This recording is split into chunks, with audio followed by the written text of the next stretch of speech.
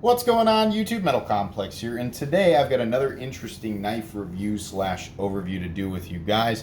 This is the Bestech Texel or Texel, an Adam Purvis design. This knife was provided by the Apex Pass Run Group, so by extension, Bestech themselves. I appreciate that. As usual, I'll try not to let that affect my review, but it should be pretty easy considering I don't get to keep this knife. If you are new to my channel, I like to do knife reviews and overviews, such as the one you're seeing here. I like to do unboxings. I like to do discussion topics. On Saturdays, I do a series called Quest for the Perfect Budget Knife, and on Sundays, I do a series called The Knife Guy. I also like to give away a lot of knives. If all of that sounds good to you and you'd like to, please subscribe to my channel and make sure your notifications are set to all, because there's definitely more content coming. I also do have Patreon, so those of you who are enjoying my content and would like to help support me, you can follow the link in the description to my Patreon. Have a look around, and then if you'd like to, you can join any tier. I've got some pretty cool stickers, and there's some stuff in the future coming. I also do once a week Patreon exclusive videos,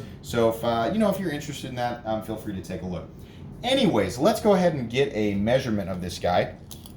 Overall length from tip to scale coming in at 7.5 inches overall. So it's more of a medium-sized knife.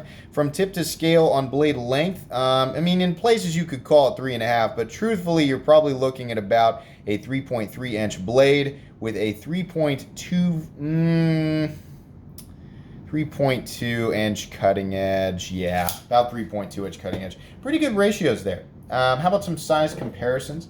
Up against the Ontario Rat Model 1. Rat 1 is coming in at 8.6 inches overall, so you can see there Rat 1 quite a bit bigger. How about up against the Spyderco PM2? Spyderco PM2 coming in at 8.3 inches overall, again quite a bit bigger. How about up against the Benchmade Griptilian, or in this case the Ritter Hogue? Ritter Hogue coming in at 8 inches, getting closer, but you can see there it's not super tall. I mean, it's pretty medium all the way around by most people's standards, very medium. Last but not least, the Spyderco Para 3. Para 3 coming in at 7.25, much closer in overall length to the Para 3, but not nearly as tall. So how's the action on this guy? Well, the action, like most Bestechs, is incredible. Incredible detent, incredible nearly fall shut action, no double clutch or anything like that. Everything is very comfortable, everything is very organic. It's exactly what you would expect. The irony is that I'm so used to, I mean, you guys know, I sing Bestech Knives praises, I especially really like their budget line, and that's mainly because I have way more experience with their budget line than anything else, but they just do a really good job with that, and I've come to expect it. So sometimes reviewing knives like this, I'm like, yeah, it's typical Bestech, it's really good. And then other times, I'm like, oh my gosh, the action is amazing. And the reason for that is because when I experience that type of action on a model that I'm not, that I wasn't expecting it from, then it's like this big, amazing surprise. When I experience it on Bestech knives, I'm like, yeah, that's how it should be, and then I move on. But let me emphasize this, if you don't know. Bestech knives have excellent fit and finish and excellent flipping action. I am very, very happy about this. It's just that the very first time that I experienced it, it was my initial boom of enthusiasm. So don't let my lack of enthusiasm there dissuade you or make you think that it's subpar. Let's go ahead and weigh this guy before I forget. Just ranting and raving and not paying attention. We are looking at G10 scales with some heavy chamfering, I guess you call that chamfering on the edges there. And then you've got some milled out stainless steel liners. And the overall size and profile is not one that's huge. So yeah, about 3.5 inches. That's roughly what I was expecting. Well, yeah, it's easy to say that after the fact. It feels like a 3.5 ounce knife. I've been wrong before. 3.5 ounces for 3.4 inches of blade. What did I say it was? Let's measure it again. 3.4 inches of blade. So yeah, I mean, the ratios there are really good. I think people like this size for EDC, so people are going to be happy with it. And on top of that, what I always say is more important is carry profile. And the carry profile on this knife is great, considering it's not super thick, it's not super tall, it doesn't have any wonky pieces sticking out, doesn't have a crazy flipper tab or anything like that. Blade's not doing something weird down here. So yeah, I mean, overall carryability, it's going to be great. Let's take a look at the anatomy of this knife. So what we have here is a satin finished sheep's foot style blade in D2 steel. D2 is what you're going to see right now on Bestech. I don't know what the future holds. I have this prediction that D2 is going to be taken over by steels like N690 and 154CM. I think those two steels are going to become the new D2. And seeing as we can already get D2 knives for about 20 bucks, I feel like that's going to happen. But D2 is still an excellent steel. I have no problem with any knife in D2 under 100 bucks. That's just kind of how I feel about it. Not quite stainless, good edge retention if it's been heat treated properly. I believe optimal heat treat or Rockwell hardness for D2 is like 61, 62 HRC. I don't know if this has been heat treated like that, but yeah, if it's heat treated correctly, D2 is a great steel. Really, really nice. The grind lines there on the blade just look great. You have a flat that runs out about 80% the length of the blade, and you've got I get to use my new calipers that I haven't used yet. Let's go ahead and turn them on here. I have tape on these because I don't want this scratching up any blades. Obviously some knives are more expensive than others, but so many people let me borrow their really nice knives, and I do not want to put any scratches on them. So I know a lot of people say, that throws it off. If you zero it out right here, then the calipers should know. So we should still get an accurate reading. Let's see what we're doing. Yeah, look at that. I can finally measure things out to the appropriate decimal there. About 121 thousandths there. So that's about typical of Bestech, is about 120, 125 thousandths. And for those of you who are that's driving you crazy seeing the tape off there, I'll clip that off so that we don't have to look at that every time I measure a blade. But yeah, 120 thousandths there on the stock thickness. It does get quite thin down here behind the edge. This feels like a very performance-oriented blade. You're definitely going to get, in terms of your EDC slicing tasks, you're definitely going to get those done with ease. You do, because of the sort of lazy drop towards the tip here. Some sheep's foot are a little bit more substantial on the drop or steep on the drop. You do end up with a decent tip. So those of you needing to do puncture tasks in your regular life, what you're asking of your EDC blade, are still going to be able to do that. The blade looks great all the way around, no issues. You do have functional jimping up top, so you can actually lock your finger in. By the way, not feeling any substantially sharp edges. This part up here could be knocked down just a little bit, but it's not that big of a deal. No issues there. That's typically what you see with satin finished blades. We do have nicely rounded off G10 scales. No real blockiness to speak of.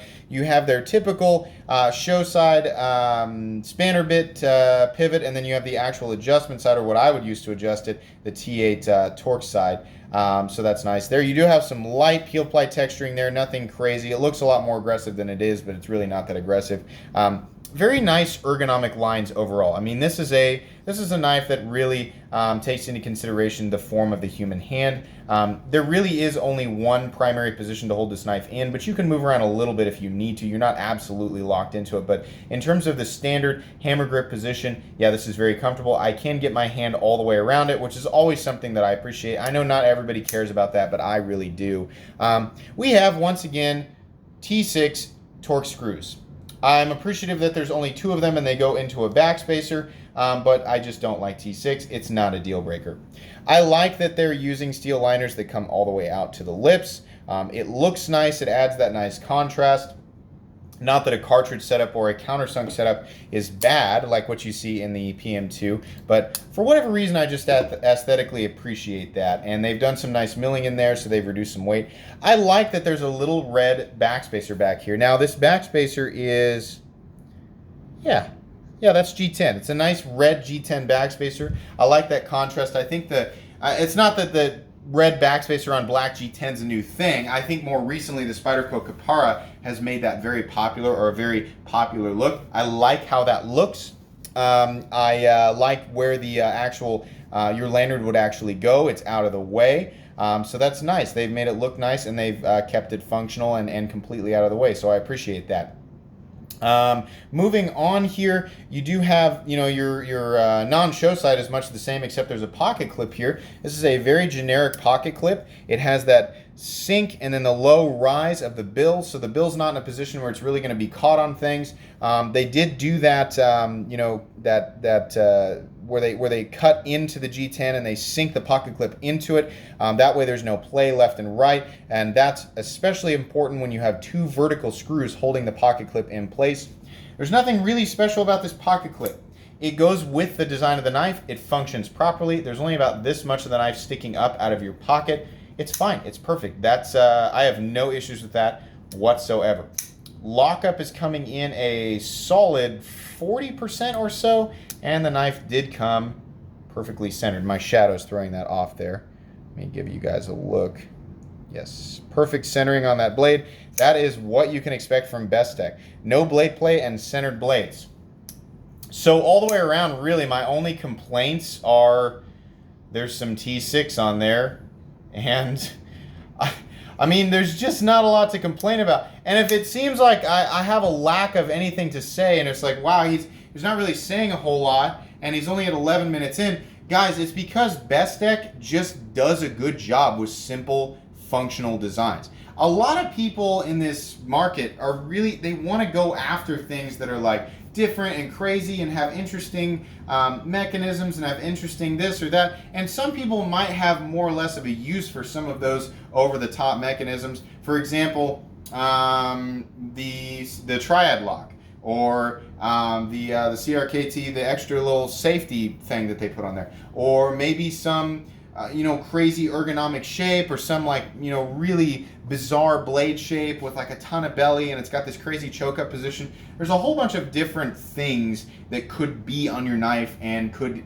help you out in a utilitarian sense in one way or another. And there's a whole bunch of designs out there that have insane aesthetic features that are just form over function. Bestech seems to, for the most part, especially in their budget line, they put all that aside and they're like, let's just make another tool with a slightly different blade shape for those people who are looking for something aesthetically a little bit different than, say, the Lion or the Bison, or what's the other? I know that the really generic high-end one that they've got is called the Dolphin.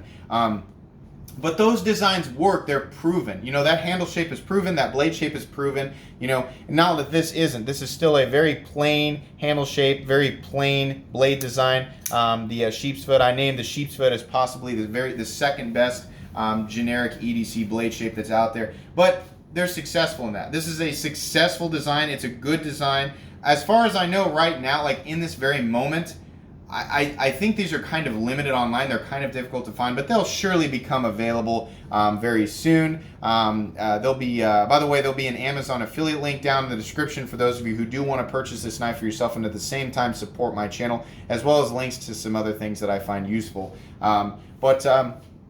Yeah, here in the very near future, we're probably going to see, as usual, we're going to see different G10 scales. In fact, I think you can get a natural G10 scale right now and an orange one.